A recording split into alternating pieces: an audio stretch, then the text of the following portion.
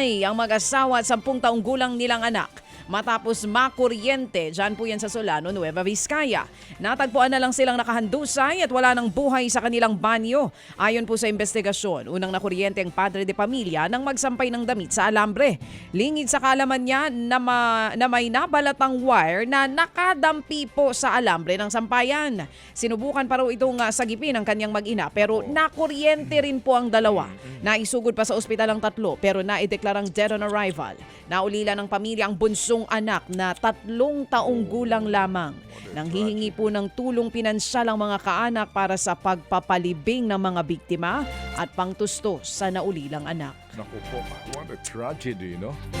Samantala mga kapatid, patay pong isang graduating student ng Mabagok matapos nga pong mahulog naman sa tricycle sa balagtas doon sa Bulacan. At ayon sa investigasyon, pasado alas 11 po ng gabi nang mangyari po ang insidente.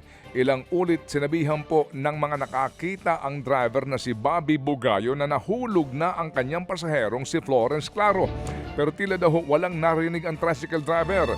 Hinala tuloy ng pamilya ng biktima may foul play sa insidente. May pintuan naman daw po ang tricycle at katabi pa ng biktima ang kapatid ng tricycle driver. Patuloy pong investigasyon sa insidente. Nakatakda po magdemanda ang pamilya ng biktima. Samantala, patay din ang isang Amerikanong marine biologist sa Negros Oriental matapos po itong barilin sa ulo sa loob ng kanyang bahay. Kinilala pong biktima na si Dr. Kent Carpenter, 73 taong gulang. Ayon sa investigasyon, bigla na lang pinasok ng 3 salarin ang bahay ng biktima. Nanonood daw noon ng telebisyon si Carpenter nang barilin sa ulo at mapatay ito. Inaalam naman kung ano ang motibo sa krimen.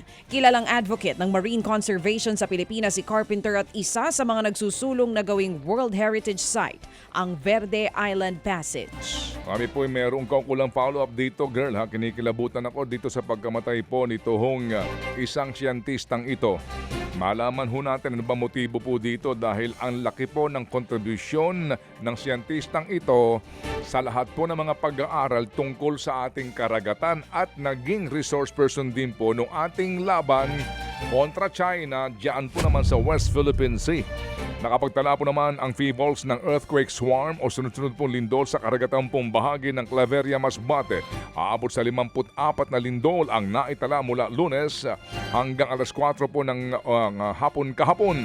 Magnitude 1.6 ang pinakamahina habang 5.4 naman ang pinakamalakas. 5 dyan ang umabot nga po sa intensity 5. Hindi ho naman daw tiyak kung mauuwi pa yan sa mas malalakas pong lindol pero nagpaalala po ang PHIVOLCS na manatiling mapagmatsyag at laging handa. Muling nagbuga po ng lava ang Bulkang Mayon sa patuloy na pag-aalboruto sa 100 at 70 araw. Sa video nakuha po ng PHIVOLCS, kita ang aktual na pagbulwak ng lava mula po sa bunganga ng bulkan. Kita rin ang pagdaloy nito sa katawan po ng bulkan. Ayon sa PHIVOLCS, may naitala ring pagguho ng bato. Unang naitala ang panibagong pag-aalboruto hating gabi kahapon. Nagbuga rin ang usok ang bulkan hanggang pasado alas 6 ng umaga.